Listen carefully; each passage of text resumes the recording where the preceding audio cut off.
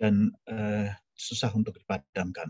Selain itu juga menghasilkan gas-gas atau zat-zat yang berbahaya bagi kesehatan manusia dan kemungkinan bisa meledak. Dan biasanya terjadi karena dari sisi pembuatannya yang tidak benar atau kerusakan, jadi terutama kena benturan dan puncture gitu ya, ditusuk gitu, salah penggunaan, dan juga baterai yang sudah berumur. Itu dapat mengakibatkan risikonya makin tinggi. Kemudian di sini nanti saya share ini, di sini diberikan bagaimana cara aman menangani baterai lithium ion. Nah, di bawah ini disebutkan beberapa hal yang mungkin kita perlu perhatikan, terutama kalau membeli peralatan yang menggunakan lithium ion, baterai lithium ion. Jadi beli itu dari reputasi penjual yang bereputasi lah gitu.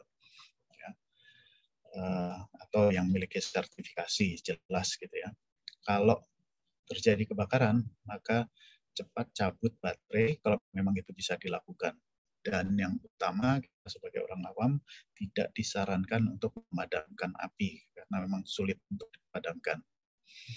Dan baterai harus diperiksa secara berkala untuk meyakinkan tidak ada yang retak-retak atau tidak ada yang menggembung. Ini salah satu juga yang umum terjadi nih, baterainya menggembung gitu, atau bocor.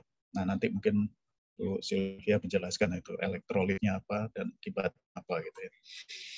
Kemudian tadi dari disebutkan charging itu yang akibat menghasilkan panas, terutama overcharging gitu ya. Sekarang cukup banyak fast charging itu arusnya cukup besar dan itu bisa menimbulkan panas yang cukup tinggi di baterai dan bisa mengakibatkan kebakaran. Dan yang juga perlu diperhatikan, kalau sudah tidak digunakan, maka jangan dibuang di tempat sampah umum karena dia berbeda. Nggak tahu di kita belum ada juga bagaimana membuang limbah baterai lithium. Kalau di luar sudah ada tempat pengumpulan limbah baterai lithium. Demikian dari saya mungkin Pak Suyanto. Terima kasih. Baik, terima kasih banyak sharing knowledge-nya terkait dengan safety moment kali ini adalah kebakaran baterai ya. Jadi cukup menarik. Jadi ini menjadi hal yang harus kita perhatikan. Jadi terima kasih banyak Pak Wijaya. Jadi semoga bisa memberikan insight pada kita semua yang hadir pada webinar kali ini. Nah, baik, kita lanjutkan di sesi kedua. Jadi kita akan bersama-sama memperhatikan dari presentasi webinar kali ini. Dari pembicaranya adalah Ibu Sylvia Ayu Pradhanawati, PhD, dari program studi teknik mesin dari Universitas Pertamina, Advanced Material Center of Excellence, alumni Teknik Fisika ITS. Baik, jadi pada kesempatan ini Bu Sylvia akan memaparkan tentang perkembangan elektrolit pada teknologi penyimpanan energi berbasis elektrokimia. Baik, Bu Sylvia, kami silakan untuk menyampaikan paparannya. Setelah itu nanti kita buka dengan diskusi dan tanya jawab. Monggo, silakan. Baik, terima kasih Pak Yanto atas waktunya. Sebelumnya saya ucapkan terima kasih kepada BKTF yang telah memberi saya kesempatan ya untuk sedikit sharing knowledge dari apa yang telah saya dan mungkin tim lalui ya dalam usahanya untuk membangun riset baterai ini. Nah, dalam paparan kali ini saya akan memaparkan perkembangan elektrolit pada teknologi penyimpanan energi berbasis elektrokimia, utamanya di point of view riset-riset yang telah kami lakukan, gitu ya. Sebelumnya mungkin saya sedikit perkenalan. Saya dulu dari Teknik Fisika ITS angkatan 2007. Di sini mungkin ada bapak-bapak ibu dosen saya yang saya hormati. Nah, lalu saya lanjut ke National Taiwan University Science and Technology untuk mengambil S3 di bidang baterai. Nah, adapun untuk fokus penelitian saya yang saat ini sedang saya geluti adalah pengembangan material untuk baterai dan analisis solid electrolyte interface. Adapun perkembangan baterai yang sudah saya alami begitu ya, mungkin masih jauh lebih sedikit dibandingkan Bapak-Bapak yang di sini. Dari tahun 2013, di situ saya mulai pengembangan elektrolit aditif untuk lithium ion baterai. Lalu di 2014 kita mulai melakukan pengembangan masih di lithium ion baterai dan masih dalam fase liquid electrolyte. Berangkat dari case tantangan yang sudah disampaikan oleh Pak Paul tadi, terima kasih Pak Paul atas insight-nya. Memang benar ya, liquid electrolyte itu banyak mengalami permasalahan, terutama pada saat elektrolit tersebut berada di suhu yang tinggi. Jadi fokus riset kami dari tahun 2014 sampai dengan 2017 banyak berfokus di elektrolit di suhu tinggi. Nah, adapun setelah tahun 2018 kita coba mulai menggeser riset kita dari liquid electrolyte menjadi solid electrolyte berbasis polimer. Nah, sampai dengan saat ini kita mengembangkan beberapa macam solid electrolyte dan juga pemanfaatan limbah untuk dijadikan material baterai. Jadi nanti saya mohon izin untuk pemaparan ke depan, saya akan coba dari waktu ke waktu sehingga terlihat tren lainnya itu seperti apa. Nah, mungkin berangkat dari sumber energi dan kebutuhan energi yang semakin meningkat, kita saat ini pahami bahwa kita saat ini sudah memasuki area tertiary energy transformation, di mana di situ kita lihat sendiri, kita alami banyak perkembangan dari new and renewable energy. Nah, seiring dengan meningkatnya perkembangan new and renewable energy yang saat ini masif, maka kita dihadapkan dengan suatu tantangan yang kita sebut dengan intermitensi. Yang simpelnya kita bisa bilang kalau matahari kita bisa mendapatkan energinya pada saat matahari itu ada, tapi kalau malam kita tidak bisa. Nah, tentu banyak riset di sana di bidang tersebut. Nah, di sini penyimpanan energi menjawab tantangan itu dengan kita memanfaatkan energi berlebih daripada new and renewable energy yang kita gunakan, kita simpan di dalam sebuah device penyimpan energi dan kita manfaatkan pada saat sumber energi tersebut kurang. Jadi salah satu tujuan utama daripada teknologi penyimpan energi adalah meningkatkan fleksibilitas daripada grid sistem yang mana terdiri dari new and renewable energy sumbernya dan juga alat penyimpannya. Nah, dari berbagai macam energi storage system yang kita kenal, di sini kita bisa melihat dari skala durasi dan juga dari skala penyimpanannya. Tentu di sini juga selain baterai, kalau kita berbicara baterai mungkin dia skalanya masih kecil begitu ya, masih kalah hasilnya dibandingkan dengan compressed air atau dengan hydro system. Tapi kalau kita lihat di dalam spider web ini, dari beberapa kriteria memang lithium ion battery mampu memenuhi kriteria tertinggi. Utamanya tadi seperti yang sudah disampaikan di depan, memiliki energi density yang cukup tinggi. Sehingga kita banyak memanfaatkan lithium ion battery untuk energi storage, baik untuk utamanya untuk skala menengah. Mungkin sedikit saya putarkan video. Di sini ada, ini tidak bisa diputar. Apa saja sih penyusun daripada baterai itu sendiri? Saya mohon maaf ini.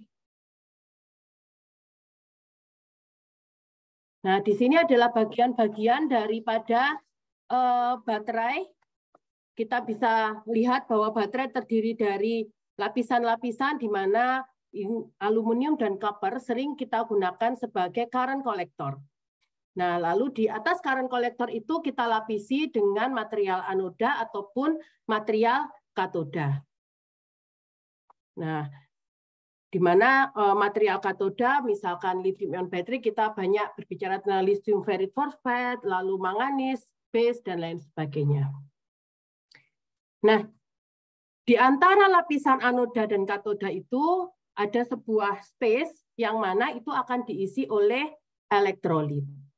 Nah, elektrolit ini nanti akan kita kembangkan untuk riset. Nah, supaya kebetulan di sini ilustrasinya adalah elektrolit cair ya, Bapak-bapak, Ibu-ibu. Karena di sini adalah elektrolit cair, maka diperlukan separator agar supaya tidak terjadi short circuit.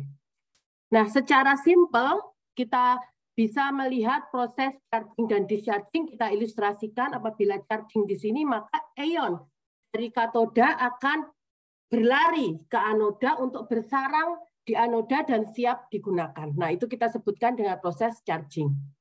Nah, kita lihat di situ, di sini ada ion plus, litium ya, litium ion, dia bersarang di anoda, lalu kita sebutnya dengan charging. Nah, setelah proses charging ini full atau fully charge, maka seluruh ion yang berada di dalam anoda ini akan berpindah kembali ke sisi katoda. Kita sebutkan dengan discharging atau bahasa awamnya pada saat baterai itu digunakan. Nah, sehingga dari ilustrasi tadi kita bisa melihat ada 4 komponen utama daripada baterai. Yang pertama adalah katoda, yang kedua adalah anoda, elektrolit, dan separator. Keempat bagian ini adalah bagian yang sering dijumpai di dalam baterai berbasis liquid. Nah, mungkin kita fokus ke elektrolit dulu. Pada sebuah elektrolit pada umumnya terdiri atas solvent, lalu di dalam solvent cair tersebut, lalu ada solvent, setelah itu di dalam solvent itu kita larutkan garam di dalamnya dan aditif.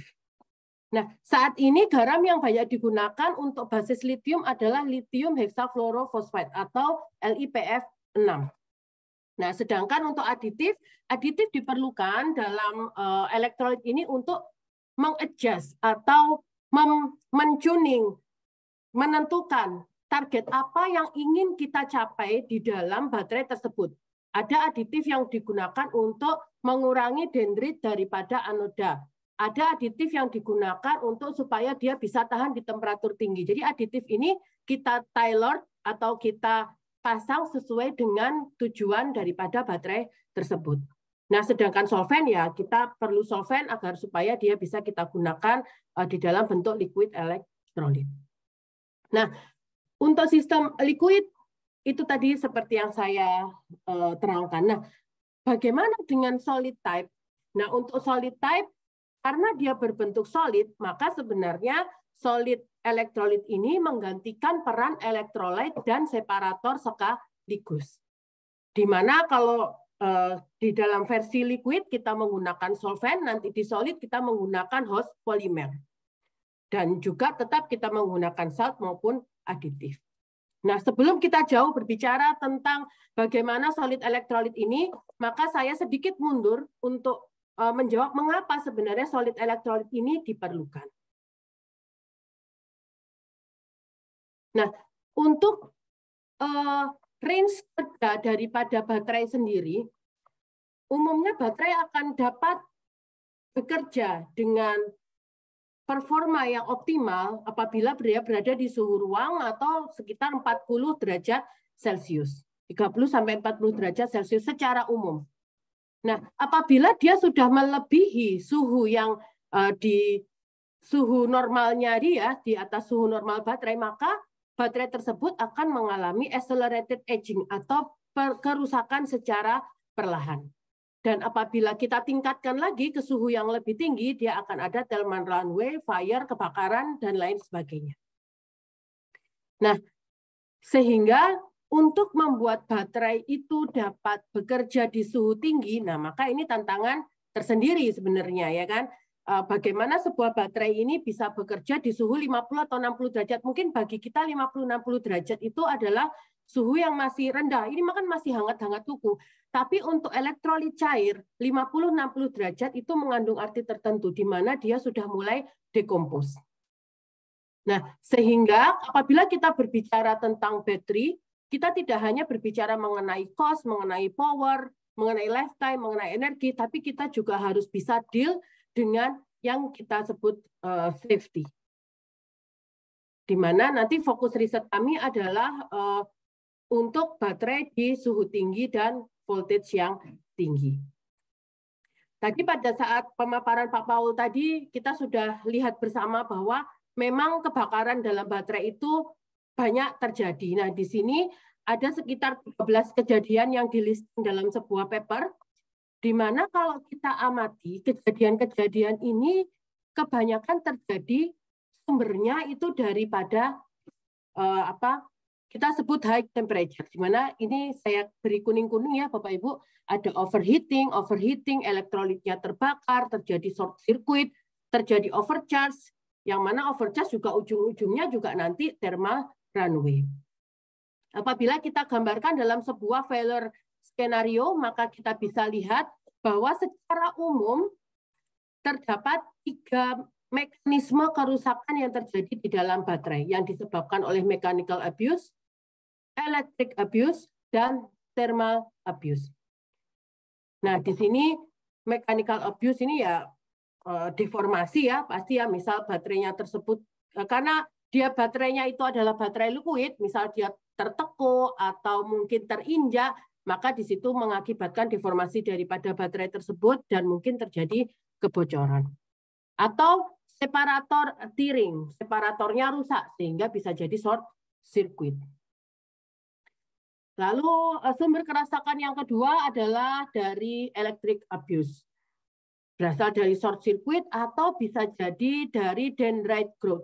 Dendrite growth ini kalau saya bisa gambarkan, pada saat baterai itu mengalami charge dan discharge, maka di sisi anode dia secara perlahan akan mengalami kerusakan yang dinamakan dengan dendrite growth. Dari hasil elektrolit yang ada di tengah ini, hasil kita sebutnya dendrite growth ini akan muncul di permukaan daripada anoda dan lama-kelamaan dia akan merusak separator. In the end, ada internal short circuit. Nah, reaksi daripada elektrolit tadi menghasilkan dendrite growth. Dendrite growth ini adalah sebuah reaksi yang irreversible ya, sehingga ya dia tetap bisa merusak gitu ya. Lalu akan mengakibatkan short circuit. Dan yang ketiga adalah karena ada kerusakan thermal.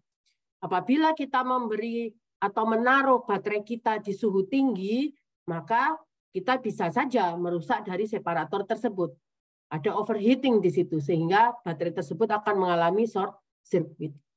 Nah, in the end, maka penyebab utama daripada baterai meledak, kerusakan baterai itu adalah thermal runaway yang mana disebabkan oleh temperatur tinggi. Nah, berawal dari masalah itu, maka di tahun 2013 kami mencoba mensintesis sebuah aditif yang mana kita tujukan untuk bagaimana sih dia bisa menghadapi suhu tinggi. Nah, pada saat itu yang kita teliti adalah ternyata apabila kita memiliki aditif, itu kita tambahkan dalam lithium hexafluorofosfat komersial. Kita punya 3 sampel yang mana posisi lengannya kalau Bapak Ibu amati agak berbeda ya di orto, meta, dan para. Ternyata apabila kita memberikan jenis dalam tanda kurung family aditif yang sama namun memiliki posisi lengan yang berbeda, maka dia juga akan menghasilkan performa yang berbeda. Nah, lebih jauh dikarenakan memang solid electrolyte interface yang membentuk anoda, yang mengcover, yang menutup anoda untuk melindungi dari dendrite growth, melindungi daripada elektrolit yang tidak kita inginkan, dia menghasilkan solid electrolyte yang berbeda. Nah, dari sini kita coba mengkoneksikan bahwa memang ternyata solid electrolyte interface modification itu sangat diperlukan. Apabila kita ingin mensintesis daripada baterai ini, maka kita bisa men-tailor atau kita bisa menciptakan solid electrolyte interface dengan memodifikasi elektrolitnya atau anodanya. Karena 80% solid electrolyte interface itu terjadi di anoda.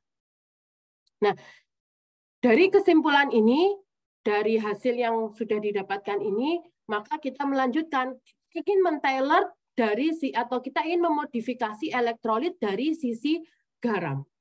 Sehingga kita melakukan sintesis garam baru untuk kita jadikan garam pada baterai. Nah, kita berharap dengan adanya garam baru yang kita sintesis itu, dia bisa tahan di suhu tinggi, 50-60 derajat Celcius. Dalam pengkondisian tersebut, maka baterai yang tidak menggunakan aditif, maka dia akan rusak. Sementara untuk sampel yang merah ini adalah sampel kami yang menggunakan garam hasil sintesis kami, dia masih bagus kondisinya. Nah, dari sini kita penasaran, mengapa sih kok bisa seperti itu? Ternyata setelah kita cek dari cyclic voltammetrinya, memang menunjukkan hasil yang sedikit berbeda.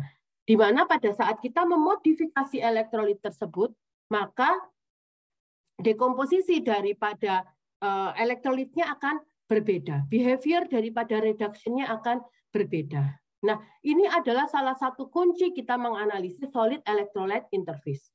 Dan kita mencoba melakukan XPS. Pada saat itu kita bisa lihat salah satu hasilnya yang menarik adalah bagaimana perkembangan dari LiO, di mana LiO ini, kalau saya boleh bercerita sedikit, apabila LiO ini bertemu dengan HF ini adalah gas yang merupakan hasil reaksi daripada elektrolit, dia akan meningkatkan internal resistance daripada anoda. Nah, dari hasil ini apa yang bisa kita simpulkan? Dari hasil ini kita bisa lihat bahwa apabila kita menggunakan garam lithium benzimidazol, maka kita bisa menekan terciptanya LiO berbasis LiO di dalam anoda kita. Kita bandingkan apabila yang sampel pristine atau tidak menggunakan lithium benzimidazol, dia LiO-nya tinggi, sementara setelah kita gunakan lithium benzimidazol, dia akan berkurang jauh. Nah, ternyata memang berkurangnya internal resistance ini kita bisa amati juga di hasil EIS, Electrochemical Impedance Spectroscopy, bahwa ternyata memang pada saat kita menggunakan garam yang kita synthesize, kita mampu menekan atau menurunkan resistance daripada baterai tersebut. Dan end up-nya adalah karena kita sudah cek struktur permukaan dengan kita mengecek fungsional group menggunakan XPS, kita analisis, ternyata memang kita berhasil memodifikasi solid electrolyte interface yang ada di anoda. Mungkin di sini saya tidak menyampaikan hasil XPS secara utuh. Karena kalau dilihat dari morfologi memang sebenarnya mirip-mirip saja, tapi ternyata apabila kita sputtering 60 nanometer ke bawah, maka dia akan mendapatkan struktur yang berbeda. Kita bisa lihat di XPS. Nah, dari situ tadi kita pengembangan awal tadi kita berhasil mendapatkan US patent granted di 2016 yang berbicara mengenai elektrolit komposisi dan lithium ion battery. Nah, sedikit saya sampaikan tentang komersial lithium ion battery yang menggunakan lithium hexafluorofosfat. Pada saat itu lithium hexafluorofosfat memang banyak digunakan untuk komersial. Nah, pada saat kita menggunakan lithium hexafluorofosfat, umumnya kita akan menggunakan etilen karbonat sebagai campuran solvent. Nah, ternyata pada saat kita menggunakan isi, LiPF5 ini dia bereaksi dengan water dan akan menghasilkan POF3. POF3 akan menghasilkan another PF5. Another PF5 akan menghasilkan another POF3. PF5 akan meningkatkan gas di dalam baterai. Nah, yang bisa kita pelajari dari skematik ini adalah ternyata terjadi yang disebut dengan autokatalitik proses, utamanya pada saat garam tersebut berada di suhu tinggi. Nah, autokatalitik proses ini kalau kita amati dari hasil-hasil reaksinya, maka dia akan menghasilkan gas yang tinggi. Gas yang tinggi di dalam baterai, kalau kita bayangkan baterai kita itu mengandung gas yang banyak, maka lama-kelamaan dia akan eksplod. Nah, itu yang kita tidak mau. Sehingga dengan garam yang kita usulkan untuk paten tersebut, kita mampu mengklaim bahwa dengan garam yang kita buat ini, maka kita berhasil mensuppress PF5. PF5 apabila kita berhasil mengendalikan PF5, maka gas-gas lain, HF, POF3 ini juga akan otomatis menurun. Apabila kita berhasil menurunkan tekanan gas yang ada di dalam baterai, maka kita juga akan berhasil menurunkan resiko ledakan daripada baterai tersebut. Ya, ujung-ujungnya kita meningkatkan baterai performance. Nah, riset tersebut kita lanjutkan untuk baterai tersebut kita taruh tidak hanya di suhu tinggi, namun kita menguji di voltage tinggi. Kita bekerja di 5 volt lithium ion battery, karena kalau kita sebuah lithium ion battery bekerja di atas 4,2 volt, maka itu termasuk di suhu tinggi. Nah, apa hubungannya dengan paten yang tadi saya sebutkan? Kita menggunakan garam yang sama, namun kita tuning fungsional grupnya, yang mana kita menambahkan metil dan fluoro. Kita ingin melihat bagaimana pengaruh daripada penggantian fungsional grup daripada baterai garam yang sudah kita sintesis tadi. Nah, ternyata apabila kita kaitkan dengan hasil yang sebelumnya, apabila kita menggunakan garam yang sudah kita sintesis tersebut, maka kita bisa lihat dari hasil NMR, di sini NMR-F yang banyak berbicara mengenai POF atau HF. Kita bisa lihat sampel D, ini harusnya yang hijau ini sampel D, dia tidak terlihat sejak F. Artinya apa? Apabila kita menggunakan garam tersebut, maka kita bisa menekan terjadinya HF atau gas HF. Nah, ini seperti klaim kita sebelumnya. Nah, selain itu, apabila kita berhasil menekan gas HF, maka kita bisa meningkatkan performance daripada baterai. Kita bisa lihat dari cyclability-nya dan juga kita melihat dari AIS-nya. Dan untuk mengetahui secara mendetil, kita tidak hanya melakukan dengan NMR, namun kita juga melakukan menggunakan GC.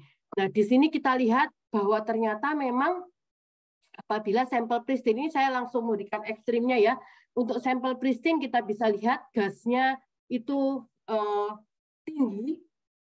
Lalu kita lihat yang bawah ini adalah yang menggunakan salah satu garam yang telah disintesis, dia bisa mampu menekan gas-gas tertentu. Di sini yang kita lihat adalah CO2, O2, CO, dan H2 dan CH berapa ini? CH2, C2H2. Nah, setelah melakukan riset ini, kita berpikir bahwa kita sudah memiliki sebuah produk gitu ya, sebuah produk yang mana garam tersebut mampu bekerja di suhu tinggi dan voltage yang tinggi. Namun kita juga menghadapi tantangan begitu ya, bahwa memang pada kenyataannya lithium ini juga merupakan material yang tidak gampang dan tidak murah. Nah, untuk melanjutkan misi daripada kita ingin mengalihkan gitu ya, atau kita ingin membuat elektrolit yang mampu bekerja di suhu tinggi, maka mau tidak mau kita tidak bisa berhenti di liquid. Kita harus moving away. Ya, ini saya ambil dari Nature gitu ya, bahwa ternyata memang all solid state baterai itu adalah sebuah keniscayaan gitu ya. Kita harus shifting dari liquid electrolyte menuju ke all solid state baterai. Dan tentu dari beberapa uraian dari Nature ada 2 lah yang nyangkut begitu ya dengan riset kami, dan kita juga harus mulai moving beyond lithium. Kita bisa menggunakan sodium, magnesium, dan aluminium. Nah, berawal dari sinilah kita memulai mencoba membuat solid electrolyte dengan menggunakan barang-barang yang murah. Dan juga kita ingin moving away dari lithium tadi. Dan fokus riset di 2020 sampai sekarang kita berfokus ke solid electrolyte synthesis, dan kita memanfaatkan sampah gitu ya, atau mungkin barang sisa untuk digunakan dalam material baterai. Nah, di tahun 2020 itu kita mensintesis solid electrolyte interface dengan kita perkaya dengan fly ash, dengan aditif yang lain, dan juga kita mencoba membuat anoda dari bahan sisa petroleum coke Dan kita juga mulai melakukan pengembangan menggunakan solid electrolyte berbasis pati-patian yang murah dan mudah dibuat. Nah, sejarahnya sebelum kita menuju ke solid electrolyte menggunakan polimer, kita mencoba dulu yang namanya water in salt electrolyte.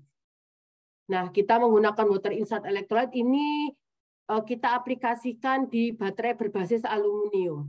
Kita ingin mencoba karena apabila kita menggunakan liquid, maka pasti kita bisa lihat di sini 1M ini adalah kita menggunakan liquid electrolyte dan WIS ini menggunakan water in salt. Ternyata pada saat kita menggunakan liquid, maka kita akan merusak elektrodanya, baik dari sisi anoda maupun katodanya, dari sisi grafit maupun lithium foilnya. Ya karena memang pada saat kalau kita menggunakan aluminium ya di situ di voltage tertentu dia mengalami hydrogen evolution yang mana dia menghasilkan uap ya atau juga dapat pula menghasilkan titik-titik air. Ini mungkin agak tidak terlihat ya, tapi di sini itu terlihat sekali apabila kita menggunakan liquid maka akan muncul titik-titik air di situ. Nah, apabila kita uji di suhu tinggi 50 derajat Celcius, kita lihat bahwa yang menggunakan liquid maka dia akan rusak. Nah, kita menduga kerusakan itu memang terjadi karena gas yang dihasilkan selama proses charge-discharge tersebut. Nah, setelah kita mempelajari water in salt begitu ya, kita moving ke berbasis polimer. Dan kita ketahui bahwa polimer yang banyak digunakan untuk baterai kita biasa berasal dari biomass, chemical maupun mikroorganisme. Nah, kita berfokus di biomass, utamanya di starch dan kitosan. Adapun bagian utama daripada solid polymer electrolyte sendiri adalah polimer, tentu dia sebagai hosting, sebagai jalannya ion, jalur jalannya ion, garam dan aditif. Jadi kita melakukan modifikasi di situ. Nah, di tahun 2021 ini saya ingat ini masih pandemi gitu ya, sehingga memang sebagai ya ini secara jujur-jujuran ya, kita melakukan penelitian di masa pandemi ini memang sangat susah dan terbatas, sehingga dari ide solid polymer ini saya sangat terbantu karena saya mencari bagaimana sih cara membuat polimer yang gampang dan mudah, karena kan kita terbatas oleh waktu ya, di lab juga tidak bisa leluasa gitu, sehingga kita membuat solid polymer electrolyte berbasis casting, sehingga aduk, dicetak dan diuji. Nah, untuk pertama kali kita membuat berbasis kitosan dengan menggunakan fly ash. Kebetulan fly ash ini kita dapatkan dari kolega kami yang ada di Malaysia. Pada saat itu Universitas Pertamina bekerja sama dengan UTP di Malaysia. Nah, kita melakukan penelitian bagaimana solid polymer electrolyte yang berbasis kitosan ini kita beri tambahan fly ash, dan ternyata dari hasilnya memang apabila kita tambahkan fly ash di dalam solid polymer yang sudah kita sintesis, maka dia akan mengurangi kristalinitas. Kalau dia bisa mengurangi kristalinitas, maka ionik konduktivitasnya juga akan meningkat. Kita juga bisa lihat di mana di sini melting point-nya juga shifting begitu ya, dengan tambahan fly ash maka dia mengurangi melting point ya, dikarenakan juga amorfositasnya yang semakin meningkat. Nah, lalu dilanjutkan dengan berbasis pati. Jadi kita menggunakan pati kentang, menggunakan pati jagung, menggunakan pati beras saat itu, yang kita menggunakan starch based material untuk menggunakan elektrolit. Alasannya simpel karena pati itu gampang dijumpai. Nah, untuk riset berbasis pati ini contoh di depan ini adalah yang menggunakan pati jagung. Kita menggunakan memvariasikan garam gitu ya, karena pada saat itu belum ada literatur atau belum ada sumber yang berbicara mengenai untuk garam tertentu yang kita gunakan ini optimumnya berapa, sehingga kita melakukan optimasi garam dengan menggunakan pati jagung sebagai host polimernya. Dan kita dapatkan di posisi 15% untuk garam tersebut. Jadi rasanya kita tidak adil untuk memukul semua garam di kondisi yang sama. Jadi kita menggunakan garam berbasis sodium, ini di posisi 15%, di mana kita sudah bisa mendapatkan ionic conductivity dengan dengan level 10 pangkat min 5. Ya, dengan order 10 pangkat min 5 untuk solid polymer elektrolit. Karena solid polymer elektrolit umumnya berada di 10 pangkat min 4 sampai 10 pangkat min 6. Nah, kelemahan solid polymer elektrolit ini memang secara ionic conductivity-nya itu jauh di dalam liquid. Nah, itu tantangan kita, sama seperti yang saya hadapi. Jadi di sini kita tidak menambahkan aditif sama sekali. Kita ingin mengetahui bagaimana kelakuan daripada starch ini ditambah dengan garam itself. Sehingga kita dapatkan 10 pangkat min 5. Dan penelitian ini kita lanjutkan dengan menambahkan garam, menambahkan fly ash yang sudah kita punya. Dan ternyata memang dengan menambahkan fly ash di dalam solid polymer elektrolit yang sudah kita produksi, maka kita bisa meningkatkan lagi ionic konduktivitas sampai dengan order 10 pangkat min 4. Nah, pada saat kita menggunakan starch base dan fly ash ini, kita juga menguji simply menguji apakah dia biodegradable sih sebenarnya gitu. Karena kita tahu kalau starch kan pasti biodegradable, tapi kan di situ kita mencampur dengan seperti plasticizer dan lainnya, sehingga kita perlu make sure. Nah, ternyata untuk 42 jam dia sudah hancur ya, artinya dia biodegradable. Nah, untuk yang terbaru kita mencoba menggunakan rare earth material, dan ini juga bekerja sama dengan Bu Emi di Teknik Fisika ITS gitu ya. Mungkin di sini ada murid-muridnya Bu Emi ya. Nah, kita melakukan pengembangan yang mana yang saya paparkan ini adalah pengembangan yang kita lakukan di UP, di Universitas Pertamina. Kita melihat apakah apabila cerium ini yang memiliki kovalen yang berbeda, SO, OH, dan NO akan memiliki perilaku yang berbeda, dan ternyata iya. Jadi pemilihan OH,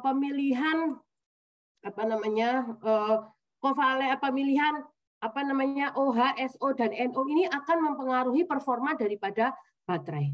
Ya, memang untuk first run ya, kita mendapatkan order 10 pangkat min 4, kita ingin mempelajari bagaimana sih mekanisme daripada cerium ini, kok dia bisa berbeda untuk masing-masing kovalennya. Dan ternyata memang perilaku SO, OH, dan NO ini sangat berpengaruh pada performa daripada baterai.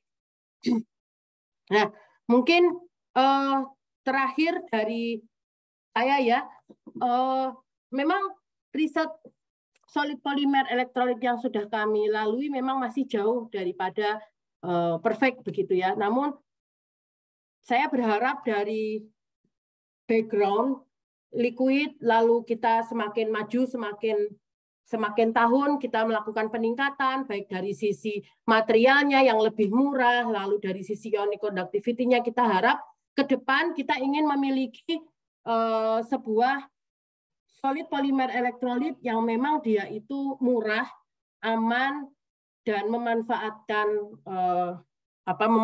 sampah ya, atau barang, peningkatan nilai guna barang untuk value addition. Nah, mungkin begitu dari saya, Bapak Ibu sekalian. Mohon maaf atas kurangnya. Terima kasih. Wassalamualaikum warahmatullahi wabarakatuh. Wah, terima kasih banyak Ibu Cynthia ya. Baik, jadi menarik sekali ya bicara tentang bagaimana riset baterai ya itu. Ya. Baik, jadi sebelum kita buka sesi berikutnya untuk tanya jawab. Silahkan dari Bapak Ibu kalau yang mau langsung bertanya, kasih kesempatan sebelum saya membacakan beberapa ini pertanyaan ya dari chat ini, dari meeting group chat. Silakan Bapak Ibu, silakan raise hand kalau mungkin ini yang hadir. Ini alhamdulillah yang hadir 145 orang ya. Itu. Alhamdulillah. Ya, baik, Bu Sylvia, ini kita sambil menunggu ya yang raise hand. Ini ada pertanyaan yang pertama dari Amar ya. Bapak Amar Jibar El Balat. Assalamualaikum Ibu Sylvia Ayu. Mohon izin bertanya, ya, kenapa lebih memilih mengembangkan baterai tahan panas dan tidak memilih mengembangkan baterai anti panas di segala kondisi? Ini ada yang tanya. Nggih, matur nuwun Pak Sianto dan Pak Amar. Ya, baterai tahan panas di segala kondisi ini mungkin sepemahaman saya ya dari pertanyaannya, mungkin apabila salah saya mohon maaf. Nah, yang pertama sebenarnya berangkat dari background. Jadi saya itu mungkin tipikal yang agak apa ya, kalau bisa dibilang ketinggalan zaman ya. Saya hanya akan melakukan sesuatu yang saya betul-betul pahami gitu. Jadi memang background riset saya dari awal itu memang elektrolit yang dapat beroperasi untuk suhu tinggi. Sehingga apabila baterai tersebut kita pergunakan di suhu tinggi, dia bisa bekerja secara normal. Mungkin itu goalnya, begitu ya. Nah, karena itu yang saya pahami, jadi saya mengembangkan di situ. Sebenarnya simpel begitu Pak Yanto, apa namanya, jawabannya ya. Sehingga kalau misal mau pengembangan ke yang lain, seperti pengembangan anoda, ya kita bisa, tapi koridornya tetap sama begitu ya. Karena kan kalau baterai, mungkin yang periset baterai ya, dia pasti akan fokus di salah satu elektroniknya, anodanya atau katodanya. Otherwise risetnya akan kemana-mana begitu ya. Akan berbeda halnya apabila kita project begitu. Kalau project kan kita istilahnya palu gada ya. Kalau mau apa kita kasih kan gitu. Tapi kalau dari sisi riset sepemahaman saya seperti itu. Jadi memang berangkat dari background riset yang sudah saya awali di 2013 itu. Begitu Pak Yanto. Ya, baik, terima kasih. Karena proyek kan pesanan ya, Bu Sylvia ya. Iya, betul. Mungkin agak berbeda kalau apa namanya proyek, mindsetnya mungkin agak berbeda. Tapi kalau betul, karena ini dari sisi riset, jadi saya harus benar-benar apa ya Pak, tahu benang merah riset kita itu apa gitu. Nah, mungkin itu yang menyebabkan agak bisa dibilang kok nggak fleksibel sih. Ya memang itu demi menjaga marwah riset. Siap, iya. Baik, terima kasih Bu Sylvia. Semoga terjawab ya, Pak Amar ya. Ini nggak ada yang raisian kayaknya. Jadi ini kesempatan untuk langsung bisa bertanya. Tapi ini dari ini nih Pak Trendy Primawijaya. Jadi izin bertanya, Bu. Apakah ada perbedaan dari model sirkuit ekuivalen antara elektrolit liquid dan solid untuk analisis elektrochemical impedance spektroskopinya? Oke, baik. Oke. Menarik ini pertanyaannya, mungkin agak teknikal. Yang pertama, kita melihat dulu, dan sebenarnya kalau kita berbicara tentang EIS, kita harus melihat dulu bagaimana komposisi pada saat kita melakukan pengujian. Ya, jadi berbeda atau tidak itu tergantung itu. Ini saya berikan contoh. Contoh misal kita melakukan pengujian itu dalam bentuk full baterai, anoda, elektrolit, katoda, tentu ekuivalen sirkuitnya akan berbeda apabila kita menggunakan stainless steel, solid elektrolit, lalu stainless steel. Sehingga kesimpulannya yang pertama adalah apabila kita ingin melakukan EIS, kita harus tahu komposisi atau susunan daripada layer yang kita gunakan. Nah, dari situ nanti yang mempengaruhi bentuk daripada ekuivalen sirkuit yang kita pilih.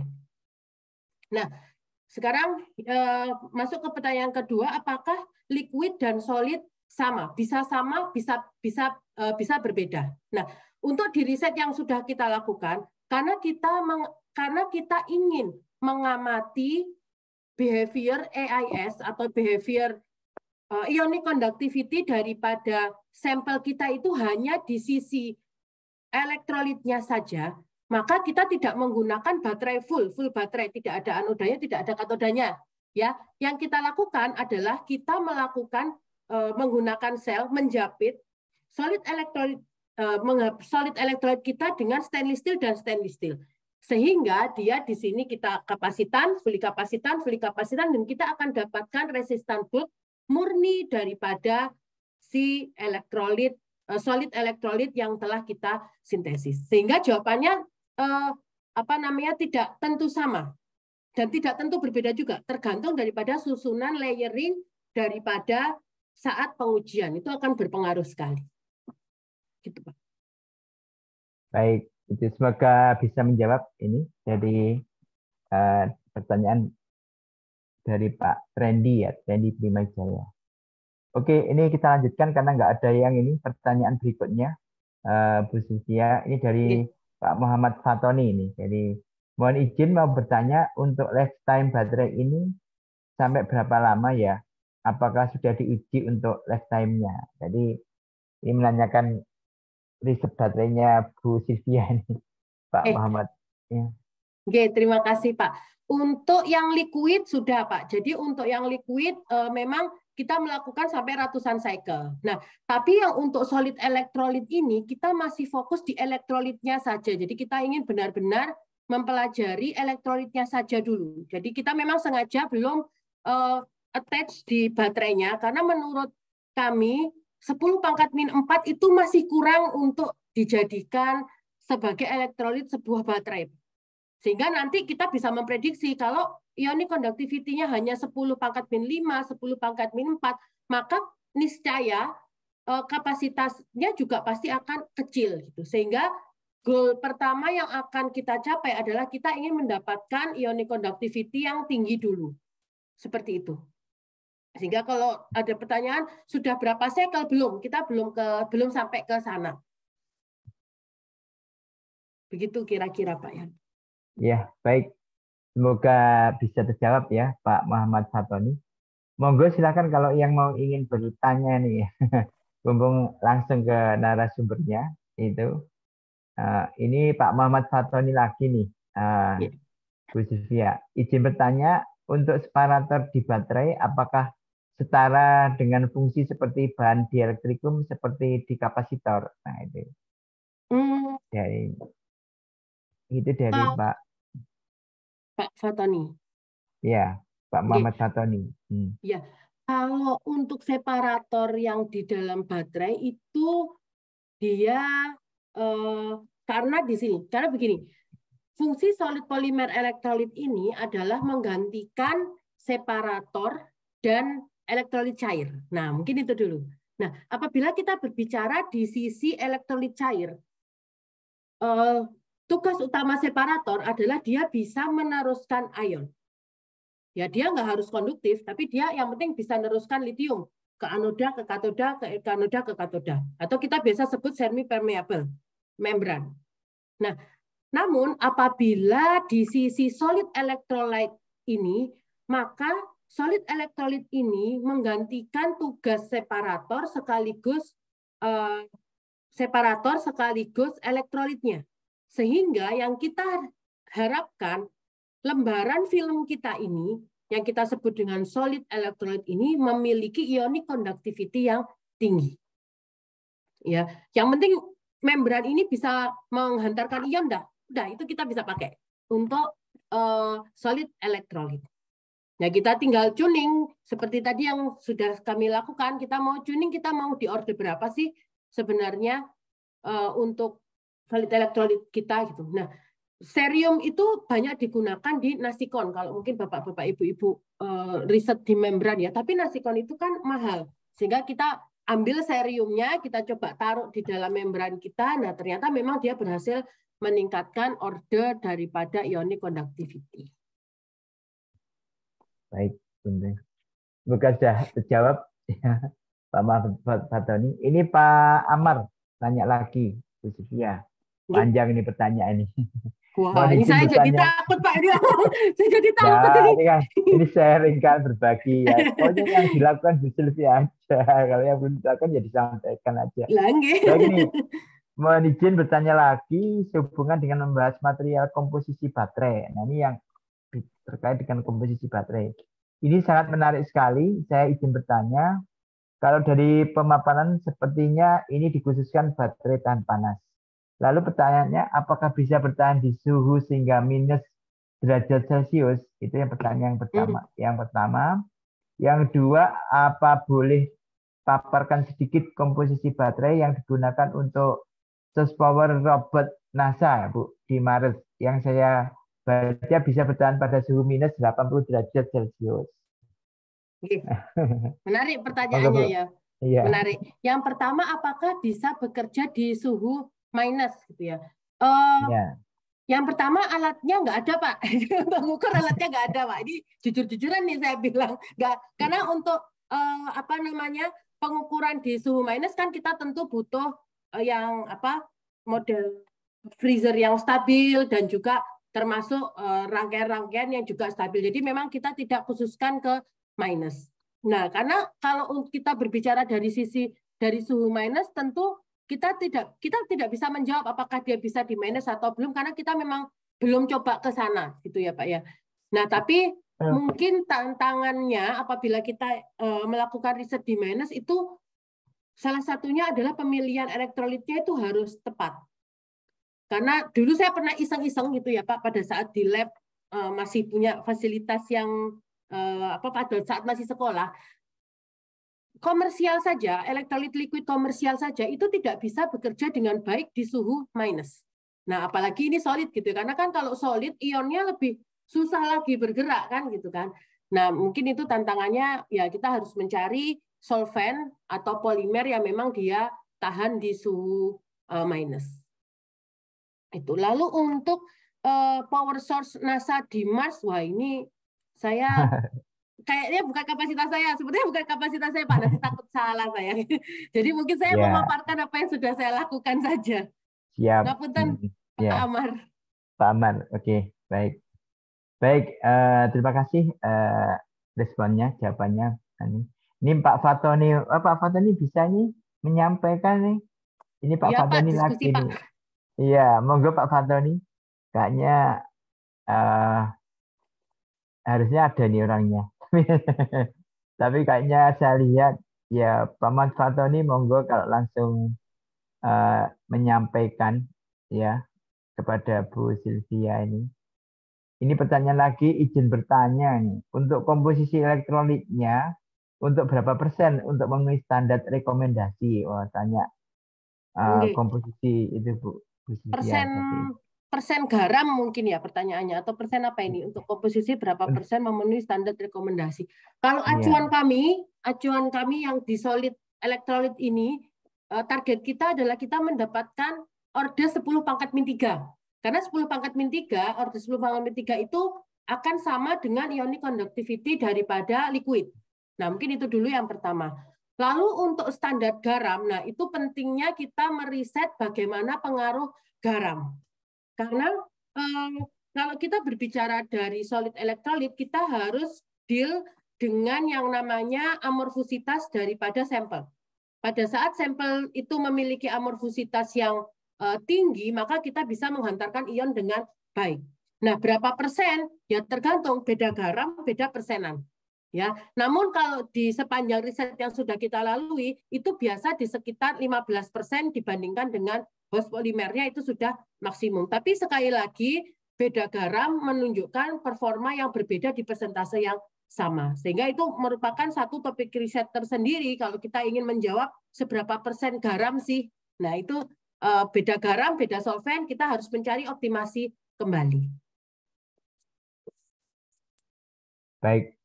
Semoga ini Pak Fatoni ya bisa terjawab ya. Terima kasih Bu Sylvia. Ini selanjutnya, pertanyaan selanjutnya dari Deb Aprilman, ya nggak tahu ini Ibu atau Bapak, ini Deb Aprilman. Apa perbedaan membran pada baterai dengan membran pada fuel cell, Bu? Membran pada baterai dengan membran daripada fuel cell. Yang pertama, ion yang dijalankan kan berbeda ya. Kalau fuel cell kan ada oksigen dan lain sebagainya gitu ya. Kalau yang di baterai ini yang kita jalankan itu murni ion. Jadi kita memang berharap ion itu yang dia berloncat-loncat dari kanan, dari anoda ke katoda, di katoda ke anoda. Begitu Pak. Jadi ya mungkin agak sedikit berbeda, tapi kesamaannya adalah kita ingin mendapatkan membran yang memiliki ionic konduktivitas yang tinggi. Mungkin itu samanya. Jadi ada samanya, ada bedanya dari fuel cell dan baterai. Baik, gitu. Mungkin ionnya juga berbeda, Ibu ya. Betul, karena ionnya berbeda, makanya berbeda gitu. Tapi kita ingin mendapatkan ionic conductivity yang berbeda-beda. Iya, siap. Oke. Baik. Terus ini Pak Fatoni lagi nih. Mas, tapi saya suruh ini langsung sebenarnya ada narasumbernya. Itu.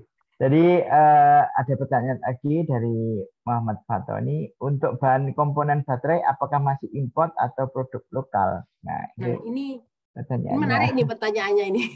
Ini baterai yang mana dulu Pak Fatoni? Kalau baterai yang kita buat, nah itu tadi makanya mengapa saya mengembangkan material yang memiliki added value ya, karena kita ingin mendapatkan sebuah baterai yang murah gitu ya. Jadi kita nggak perlu impor dan lain sebagainya. Sehingga kalau mungkin pertanyaannya terhadap riset saya gitu ya, terhadap riset yang kami jalani semuanya produk lokal Pak. Karena seperti Pati-Patian juga kita kan negara yang mengkonsumsi karbohidrat berbagai macam gitu ya. Nah, itu kita manfaatkan as simple as that sebenarnya. Baik. Baik, semoga terjawab itu dari Pak. Ini Pak Amar lagi nih, Pak Amar Jibal. Pak Amar monggo silakan kalau masih ada di sini. Iya, ini kayaknya malu-malu nih yang mau tanya. Dibacakan moderator. Itu. Baik, izin bertanya lagi. Untuk risetnya sendiri membutuhkan berapa tahun hingga dapat diproduksi massal? Jadi, wah, ya, itu kalau diproduksi massal itu TKT berapa itu Pak? Itu masih TKT 7 atau? Iya, 7 ke atas ya, 7 ke atas. Nah, iya. Ya, karena begini, kalau untuk baterai yang kami lakukan penelitian sekarang itu sebenarnya tahapannya masih panjang. Kita sekarang masih di dalam tahap optimasi baterai. Karena kan kita tahu ya, kadang kalau riset itu kan sekarang diproduksi hasilnya begini, minggu depan kita ulangi lagi hasilnya berbeda. Nah, kita tidak mau hal seperti itu terjadi. Jadi memang kita fokus memang agak lambat bisa dibilang progresnya, tapi kita menuju ke suatu titik begitu ya, tidak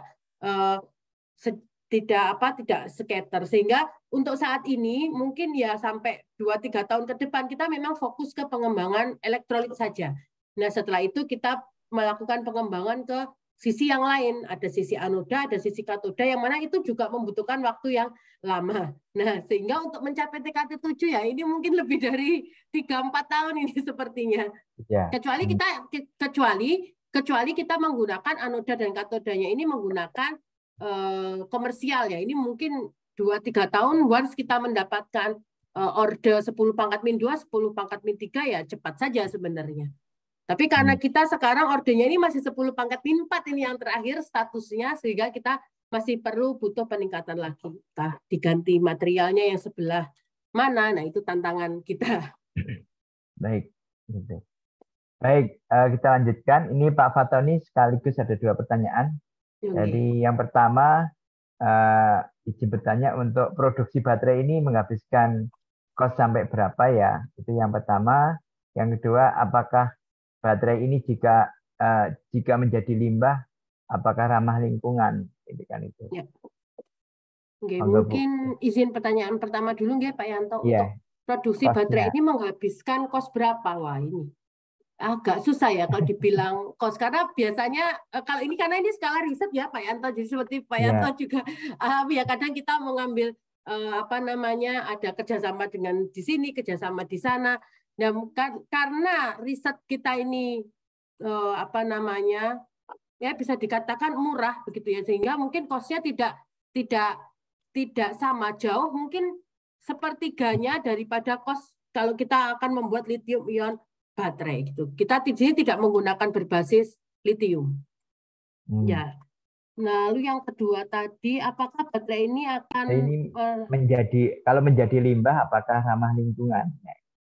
Iya, itu yang kita kejar Pak Fatoni ya. Seperti tadi kita melakukan burial test, itu adalah salah satu keinginan kita untuk menciptakan baterai yang memang dia itu biodegradable dan ramah lingkungan. Sehingga kalau misal dibuang pun juga tidak sesulit kalau kita membuang lithium ion battery. Karena kan sekarang juga tadi Pak di depan juga sudah disampaikan ya, membuang baterai saja di tempat kita belum ada prosedur yang jelas gitu, kayak kita buang ya udah buang saja gitu. Nah, kita ingin membuat baterai yang ramah lingkungan dengan ya simple soil burial test kita dapatkan di kurang dari 42 jam baterai tersebut sudah hancur. Begitu. Baik, terurai ya. Iya, terurai Pak, terurai. Kalau bisa terurai ya. Iya. Ya itu mimpi ya, karena ya kadang-kadang kan Iya. juga ya itu. Betul. Cuman ya memang itu Pak Yanto tantangannya memang solid electrolyte ini ionic conductivity itu memang susah naik. Nah, itu mungkin kalau ada teman-teman di sini yang bisa sharing bagaimana memberikan apa ya, satu material terus dia bisa naik sampai -3 atau -2, nah itu akan menarik sekali. Karena sudah sampai di titik ini saja kita masih 10 pangkat -4 gitu ya. Iya. Masih memang tantangannya di situ. Tapi dia ramah lingkungan. Siap. Ya. Ini ada yang tanya, ini dari Pak Joni Aritona, mungkin ada di sini. Silahkan saya beri kesempatan bertanya langsung. Ya. Jadi ini Pak Joni Aritona bertanya bagaimana agar baterai tersebut bisa tahan lama digunakan dan efektif. Sehingga bila sudah rusak, tidak menjadi limbah. Wah, ya nanti perusahaannya baterainya. Iya, moga bersedia itu kan. Karena bisnis dia. Maunya yang user nggak mau rusak. Iya, ya ini prinsip ekonomi Pak. Balik lagi ke sana. Nah, kalau sejauh apa yang yang kami lakukan begitu ya Pak Joni ya. Yang pertama ya agar baterai tersebut efektif kita patuhi tidak kita gunakan di suhu tinggi. Sebenarnya dengan tidak digunakan di suhu tinggi itu kita sudah melakukan pengawetan baterai sebenarnya. Seperti yang sudah kita lakukan untuk liquid baterai, apabila kita tempatkan di suhu di atas 50 itu degradasinya itu cepat sekali begitu ya. Nah, apabila pertanyaan ke sana. Namun kalau untuk sehingga bila sudah rusak tidak menjadi limbah. Nah, untuk dia menjadi limbah atau tidak kembali lagi komponen penyusunnya apa gitu ya. Apabila komponen penyusunnya memang semuanya itu environmental bagus untuk environment ya tentu tidak akan menjadi limbah. Tapi kan permasalahannya baterai komersial sekarang susah untuk terdegradasi kan itu masalahnya. Sehingga kita melakukan pengembangan ke arah bagaimana kita bisa membuat baterai solid elektrolit berbasis solid elektrolit yang lebih ramah lingkungan. Ya step by step ke sana memang. Begitu mungkin. Bisa menjawab. Ya. Iya. Ya, Pak Joni Aritona, semoga menjawab. Ini Pak Fatoni lagi kayaknya lah. Pak Fatoni banyak pertanyaannya ini, mungkin Pak Fatoni belum ada suaranya. Iya, monggo Pak Fatoni, halo, harus di ping ini. Ini mohon izin bertanya. Nah, untuk survival temperatur ring baterai, apakah masih bisa ditingkatkan lagi, yaitu misalnya dari -6 derajat Celcius sampai ke +66 derajat Celcius menjadi dari -50 derajat Celcius sampai 70 derajat Celcius. Iya. Ya kalau pertanyaannya apakah bisa ditingkatkan, saya rasa sih bisa ya Pak ya. Saya rasa bisa. Nah, namun bagaimana cara meningkatkannya itu yang menjadi pertanyaan besar. Kita harus kita harus mencari material yang tepat begitu ya. Lalu material itu tidak hanya elektrolitnya tapi anodanya yang tepat, lalu katodanya juga yang tepat. Namun untuk saat ini untuk yang sudah kami lakukan itu kita belum menguji di atas 70 derajat Celcius. Kita masih di range 50-60 derajat Celcius. Ya. Gitu. Baik, terima kasih. Semoga Pak Fatoni masih lanjutin. Ini ada Pak Adib Mustafa. Pak Adib, saya persilakan untuk bertanya langsung. Kalau masih ada di forum ini, Pak Adib. Kayaknya harus saya bacakan. Tadi ada, ini dari Pak Adib itu bertanya, tadi ada penggunaan fly ash ya. Jadi mohon penjelasan, itu fly ash dari apa ya? Atau fly ash bisa sisa pembakaran batu barakah, Ibu? Nah, ini. Ya, terus bagaimana karakteristik fisik dan kimia fly ash tersebut? Sepertinya fly ash ini punya karakteristik fisik kimia yang berbeda. Ya, bisakah dijelaskan pengaruh karakteristik fisika kimia fly ash terhadap performa baterai itu ya Bu. Ya. Wah, ini pertanyaannya kompleks ini Pak Adib ini. Oke, matur nuwun Pak. Jadi mungkin saya sampaikan sebelumnya ya, fly ash yang kami gunakan itu adalah fly ash sisa pembakaran dari Manjung Power Plant di Malaysia. Jadi memang rekan kami di Malaysia itu yang meneliti bagian fly ash-nya, sehingga dia melakukan karakterisasi, publikasi dari sisi fly ash-nya itu dari sisi kolega kami yang ada di UTP. Nah, fly ash yang kami dapatkan ini memiliki karakteristik dia itu memiliki silikon oxide yang tinggi, di mana kita tahu bahwa SiO ini banyak digunakan sebagai filler dalam solid elektrolit. Ya, jadi karena ada kandungan SiO, Mn, lalu MnO, SiO, TiO. Nah, sehingga menyebabkan fly ash ini dapat digunakan di solid polimer elektrolit.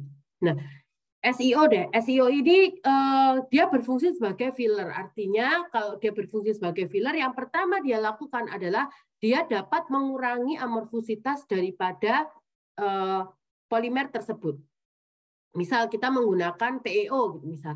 Nah, PEO yang semikristalin kita tambah filler, maka dia akan menjadi lebih amorf. Nah, harapannya apabila polimer komposit itu lebih amorf, maka kita harapkan adalah ion bisa lebih mudah bergerak.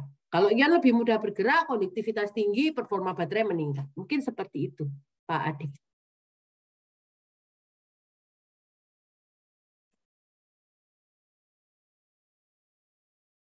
Baik, itu ya. Semoga terjawab ya Pak Adib Mustafa ya. Nanti kalau pengen, kan ini pertanyaannya begitu ini ya. Sudah kayaknya pengen tahunya banyak, nanti bisa main ke riset tempat. Bareng Pak. Saya diajakin Pak Adib. Monggo, terima kasih Bu. Jadi semoga Pak Adib ya, jadi kalau pengen lebih jelas ini. Ini ada ucapan terima kasih dari Pak Randy Primajaya. Terima kasih banyak atas penjelasannya Bu Selvi. Itu. Oke, sami-sami ya. Pak. Ya, selanjutnya juga dari Pak Oscar, dari Makassar nih, Universitas Makassar. Terima kasih pemaparannya. Terima kasih Pak Oscar, ini ya, itu kan. Ini Pak Ferry, ya, Pak Ferry. Pak izin bertanya, ya Bu, untuk baterai HP teknologi terbaru yang dipakai apa ya? Terima kasih. Wah, ini tanya Bu. Kalau bisa kan sekarang fast charging. Ya, betul. Untuk saat ini, untuk komersial ya, untuk komersial itu liquid masih banyak digunakan, yang berbasis lithium hexafluorofosfat itu masih banyak digunakan. Nah, polimer juga saya rasa beberapa laptop juga sudah mulai menggunakan polimer. Ya, tentu pasti menggunakan polimer dengan yang high grade ya, yang tidak menggunakan bahan berbahan pati gitu, pasti enggak gitu, tapi menggunakan high grade komersial seperti itu. Ya, pastinya kalau kita membandingkan teknologi riset dengan komersial itu memang gap-nya jauh sekali gitu, karena ya pertama dari segi fasilitas pasti sangat berbeda, tapi kita ingin menuju ke sana. Optimisnya begitu Pak Ferry. Baik. Ini Pak Muhammad Fatani ternyata otik di jalan. Masih di jalan. Hati-hati Pak. Jadi konsentrasi kalau lagi di jalannya. Terima kasih atas pertanyaan-pertanyaannya ya itu. Baik, kita lanjutkan ke ini Pak Oscar nih. Pak Oscar Mechanical Engineering tadi dari Makassar ya. Mohon izin bertanya, berapa dimensi berat ataupun kapasitas energi yang dapat dibangkitkan dari baterai hasil penelitian Ibu? Nah, tanya spesifikasi ya. Bu. Oke, matur nuwun Pak Oscar. Jadi pada saat kita ingin mendapatkan berapa kapasitasnya, kita tentu harus merangkai baterai tersebut menjadi full baterai begitu ya Pak ya. Nah, hambatannya adalah pada saat ingin melakukan full baterai, karena baterai kita itu berbasis sodium, kita harus melakukannya di dalam glove box dan menggunakan treatment khusus gitu ya Pak. Sehingga kita belum bisa melakukan untuk full baterai, itu kita belum bisa melakukan. Dan memang untuk step riset saat ini kita melakukan pengembangan, kita kejar dulu ion conductivity dari elektrolitnya sambil kita merencanakan nanti pada saat sudah full baterai ini kita apa yang akan kita lakukan. Ini kendalanya di situ Pak Oscar ya. Pertama memang dari sisi step riset kita memang belum sampai ke sana. Untuk yang solid ya, untuk yang solid itu memang belum sampai ke sana. Kita fokus dulu ke polimer ini yang mampu menghantarkan ionic conductivity yang tinggi. Itu dulu sebenarnya yang kita kejar. Baik, terima kasih jawabannya Bu Sylvia. Ini ada yang live, terima kasih banyak ya dari Pak Arifin. Oke, nggak apa-apa, mungkin yang Makassar hari ini sudah maghrib ya sore ini. Jadi selamat menunaikan ibadah salat maghrib bagi yang muslim ya. Jadi ini terus ini dari Pak Muhammad Darwis Makassar ya, selamat menunaikan ibadah salat maghrib di Surabaya sebentar lagi kurang 30 menit. Kalau tahu nggak tahu kalau di Korea ya. Sama Pak dengan Makassar, ya. Sama dengan Makassar. Sama dengan Makassar. Oke, jadi sebentar lagi kita ini. Terima kasih. Ini dari Pak Wahyu Widodo. Terima kasih sharing knowledge-nya. Sama-sama Pak. Saya juga terima kasih banyak. Itu. Terus dari Pak Ahmad juga terima kasih Bu. Terima kasih atas paparan materi dari jawabannya Bu Sylvia. Terima kasih banyak. Jadi ini sudah jadi banyak yang sudah. Nah ini mungkin dari Pak Basuki ya, Pak Basuki Widodo. Salam sehat ya Ibu Sylvia. Terima kasih atas sharing materinya.